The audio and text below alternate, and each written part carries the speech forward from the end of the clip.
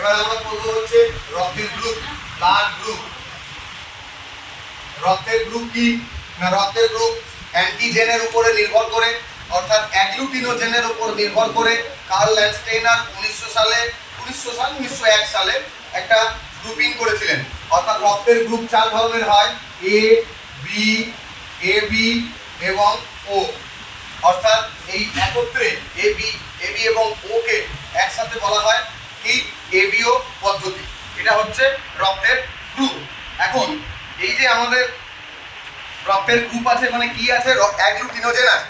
Agglutinogen থাকার কারণে আমরা বলছি এটা কি, তো স্বাভাবিকভাবে যেটা অ্যাগ্লুটিনোজেন তার নাম অনুসারে, তাহলে অ্যাগ্লুটিনোজেন কি আছে না, অ্যাগ্লুটিনোজেন এখানে স্বাভাবিকভাবে এ, তাই এটার নামে। আর এরা বাস্তবে অ্যাগ্লুটিনিন বা অ্যান্টিবডি কি আছে, অ্যান্টিবডি আছে কোথায় না, প্লাজমাতে থাকে বা সিরামে থাকে বিটা। তার মানে অ্যান্টিবডি বা যাকে আমরা বলি কি, যাকে আমরা বলি অ্যাগ্লুটিনিন। অ্যাগ্লুটিনিন হচ্ছে বিটা। অ্যাগ্লুটিনিন কোথায় আছে, প্লাজমায় আছে। আর অ্যাগ্লুটিনোজেন কোথায় আছে, এটা আছে আরবিসি তে, সারফেস অফ দা আরবিসি। তাহলে এটা এ, স্বাভাবিকভাবে বি অ্যান্টিজেন আছে বলে এটার নাম বি, তাহলে এখানে অ্যাগ্লুটিনিন হবে আলফা। এবার এ বি অ্যান্টিজেন কেন না, এখানে এ এবং বি উভয় অ্যাগ্লুটিনোজেন আছে, তাই নাম এ বি। এখানে কিছু নাই, কোনো অ্যাগ্লুটিনিন নাই, এখানে কিছুই নাই, শূন্য মানে জিরো, অর্থাৎ এটাই ফাঁকা, অ্যাগ্লুটিনোজেন কিছু নাই। এখানে আলফা এবং বিটা উভয় অ্যাগ্লুটিনিন আছে, এরা সার্বজনীন দাতা, আর এবি হচ্ছে সার্বজনীন গ্রহীতা। কিন্তু মডার্ন বায়োলজিতে বলে যে এরকম সার্বজনীন দাতা সার্বজনীন গ্রহীতা বলে কিছু হয় না, যাকে যে গ্রুপের রক্ত সেটাই দেওয়া হয়। অর্থাৎ আমাদের রক্ত শ্রেণী হচ্ছে, এটা রক্তের গ্রুপ কি এ বি এবিও। কিন্তু যদি বলা হয় আরএইচ ফ্যাক্টরটা কি, আরএইচ ফ্যাক্টর হচ্ছে রেসাস মাঙ্কি বলে একটি মাঙ্কি আছে, তার যে অ্যাগ্লুটিনিন মানে অ্যান্টিবডি, সেটা দেখে আমরা বুঝতে পারছি যে ওটা ফ্যাক্টরটা কি আছে। বাস্তবে 6 ধরনের এই অ্যাগ্লুটিনোজেন আছে তার বডিতে। 6 ধরনের অ্যাগ্লুটিনোজেনের মধ্যে আছে যেমন capital C small C, capital D small D, আর হচ্ছে ক্যাপিটাল ই স্মল ই। তো এই 6 ধরনের অ্যাগ্লুটিনোজেন আছে, মানে অ্যান্টিজেন আছে। এখন এটার মধ্যে সবচেয়ে গুরুত্বপূর্ণ হচ্ছে আমাদের এই ক্যাপিটাল ডিটা। এখন এই ক্যাপিটাল ডিটা যদি কারো রক্তের মধ্যে থাকে তাহলে তাকে বলবো আরএইচ পজিটিভ, মানে এবি প্লাস বা বি প্লাস বা এ প্লাস। যদি এই ক্যাপিটাল ডিটা না থাকে তাহলে বলবো নেগেটিভ। এইভাবে আমরা ঠিক করি রেসাস অর্থাৎ আরএইচ ফ্যাক্টর। এখন দেখা গেল কোনো একটি মহিলা আরএইচ নেগেটিভ, কোনো একটি তার হাজবেন্ডের আরএইচ পজিটিভ, সেক্ষেত্রে প্রথম সন্তানের সময় কি হবে, প্রথম সন্তানের সময় যেহেতু বাচ্চাটা মায়ের পেটে বড় হবে, তাই প্রথম সন্তান সব সময় আরএইচ পজিটিভটা একটু পজিটিভ মানে প্রকট জাতীয় গুণ, যার কারণে সেইটা হওয়ার চেষ্টা করবে। কিন্তু বাচ্চাটা মায়ের পেটের ভিতরে থাকবে, প্লাসেন্টা দিয়ে বাচ্চার মা এবং বাচ্চার রক্তের সাথে কানেকশন থাকে। এখন সেক্ষেত্রে কি হবে, মায়ের বডিতে একটি অ্যান্টি পজিটিভ ফ্যাক্টর তৈরি হবে। প্রথম বাচ্চার ক্ষেত্রে হয়তো খুব একটা সমস্যা হবে না, কিন্তু দ্বিতীয় বাচ্চার ক্ষেত্রে যদি বাবাটা বদলে না যায়, তো তাহলে কি হবে না, সেক্ষেত্রে কি হবে না, সেক্ষেত্রে স্বাভাবিকভাবেই তখন কিন্তু আরেকটা ঘটনা ঘটবে, সেটা অ্যান্টি পজিটিভ ফ্যাক্টর মায়ের বডিতে অলরেডি প্রেজেন্ট হয়ে আছে।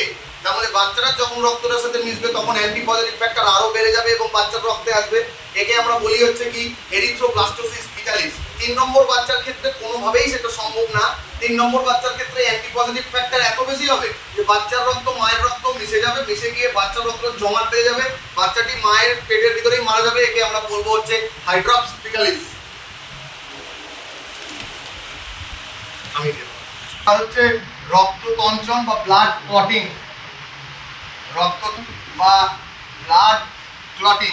তো রক্ততঞ্চন যেটা, রক্ততঞ্চন মানে পাইপ বা ওই জায়গাটাতে ভেঙে যায়, কেটে যাওয়া মানে হচ্ছে যে ফেজ 1 এর 3টে ভাগে আমরা একে ভাগ করে নিয়েছি, ফেজ 1, ফেজ 2 আর ফেজ 3।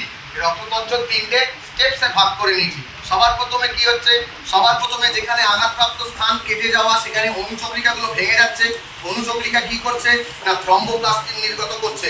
কোথা থেকে না আঘাতপ্রাপ্ত কলা। তো আঘাতপ্রাপ্ত কলা থেকে নির্গত হচ্ছে কি না, নির্গত হচ্ছে থ্রম্বোপ্লাস্টিন।